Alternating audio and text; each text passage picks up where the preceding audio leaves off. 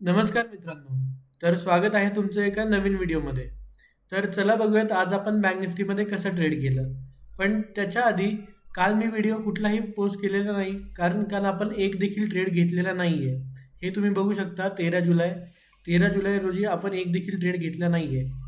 तर याच्यासाठी सेम मी verified पी-एन-एलची link description बॉक्समध्ये टाकलेली आहे.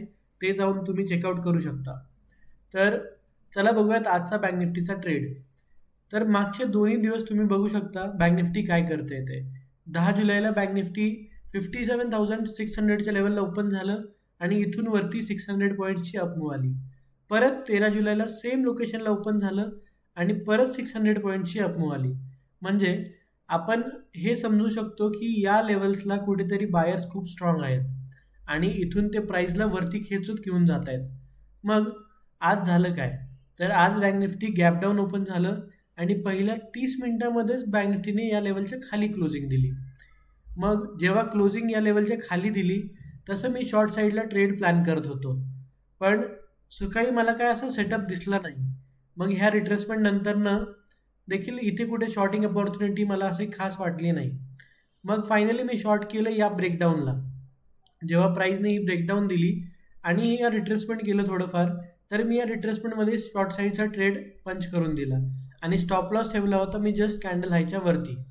तर पुढचा 1 तास प्राईस कुठेच नाही गेली आणि कंटिन्युअसली साइडवेज ट्रेड करत होती. आणि हे तुम्ही बघू शकता की पुढचा 1 तास प्राईस कुठेच नाही गेली आहे. ब्रेक इव्हन आणि थोडा लॉस हेच चालू होतं पोझिशन्समध्ये.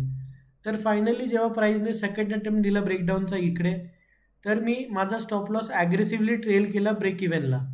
का? कारण हे सेकंड अटेम्प्ट होता प्राईसला खाली जायचा आणि जर हा सेकंड अटेम्प्ट फेल झाला, तर चान्सेस आहेत की थोडंफार रिव्हर्सल येऊ शकतं.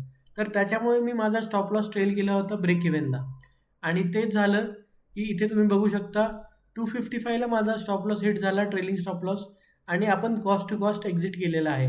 हे आहेत आजचे पोझिशन्स, जे की आहे ब्रेक इव्हन. तर असा होता आजचा ट्रेड.